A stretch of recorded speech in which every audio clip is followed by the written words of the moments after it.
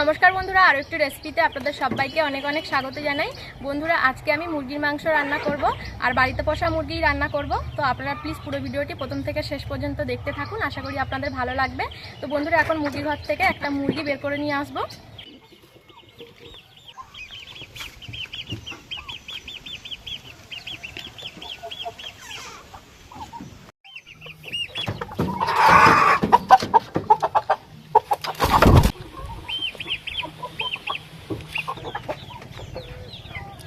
আজকে এই মোরগটা রান্না করব আর অনেক দিন পরে বাড়ির মোরগ রান্না করা হবে। তো বন্ধুরা, আজকে এই মোরগটা নিজের হাতে কাটবো না, দোকানে নিয়ে গিয়ে দোকান থেকে কেটে নিয়ে আসবো। তো আপনারা পুরো ভিডিওটি দেখতে থাকুন।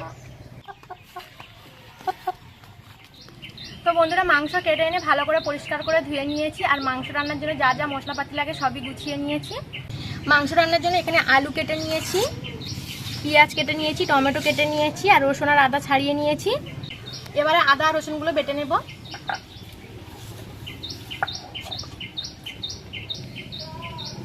রসুন,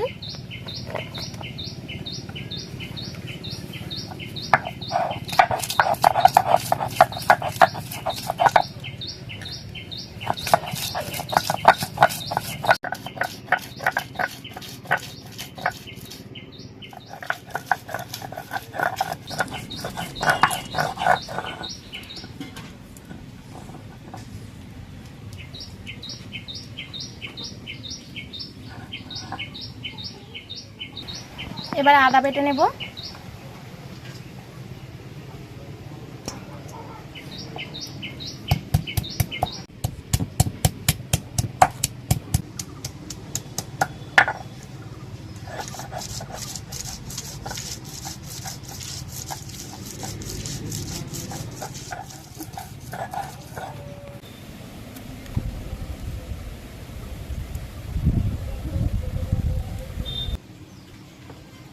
এবারে উনুন ধরিয়ে নেব।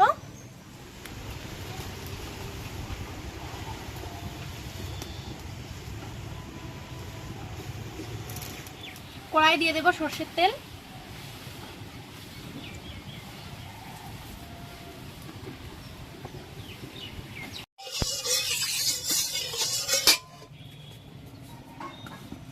এবার আলুগুলো ভেজে নেব।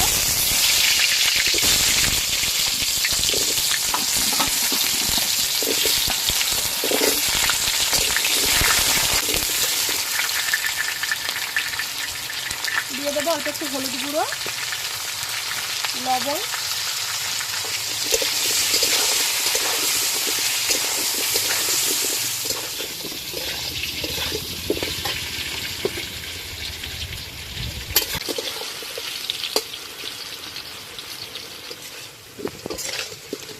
আলুগুলো লাল লাল করে ভেজে নিয়েছি, এবার তুলে নেব।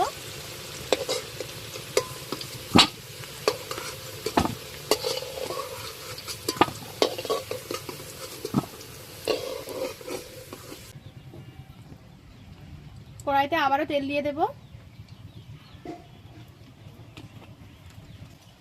ফোড়নে দিয়ে দেব দুটো তেজপাতা,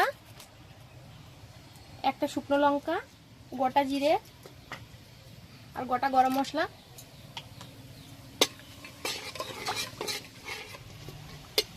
ফোড়ন ভাজা হয়ে গেছে, ফোড়ন থেকে একটা সুন্দর গন্ধ ছেড়েছে। এবার এর মধ্যে দিয়ে দেবো পেঁয়াজ কুচি।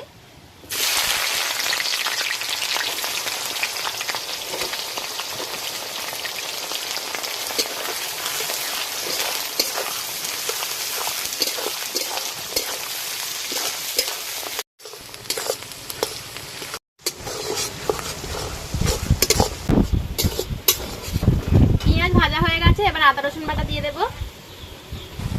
রসুন বাটা, আদা বাটা,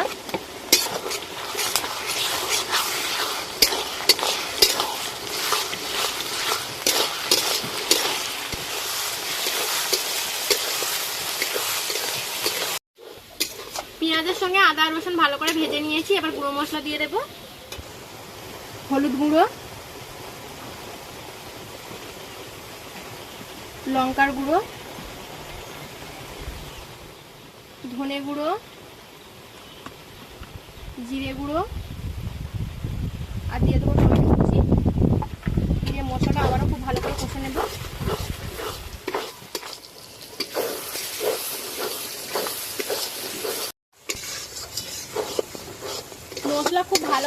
কষানো হয়ে গেছে, এবার মাংস দিয়ে দেব।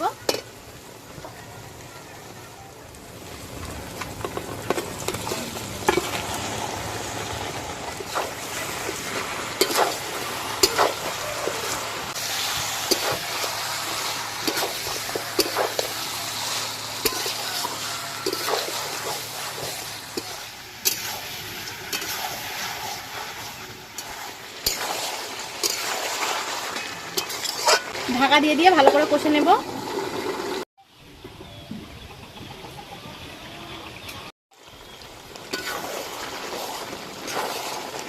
ঢাকা দিয়ে দিয়ে মাংস খুব ভালো করে কষে নিয়েছি, এবার আলুগুলো দিয়ে দেব।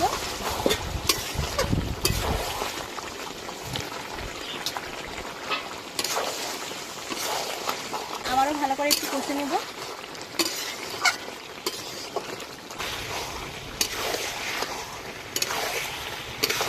এবার দিয়ে দেবো গরম জল।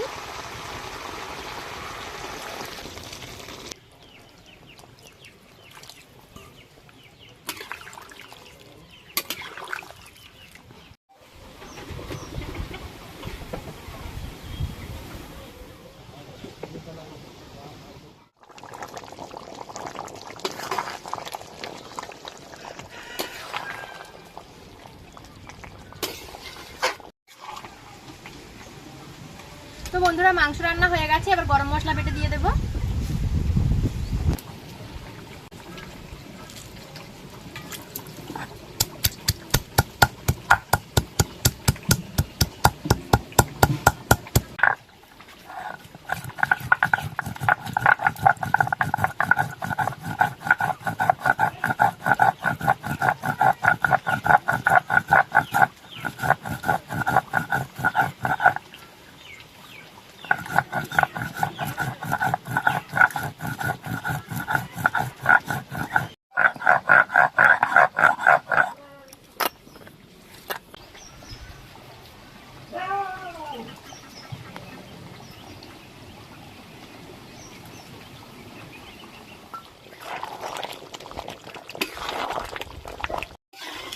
এবারে নামিয়ে নেব।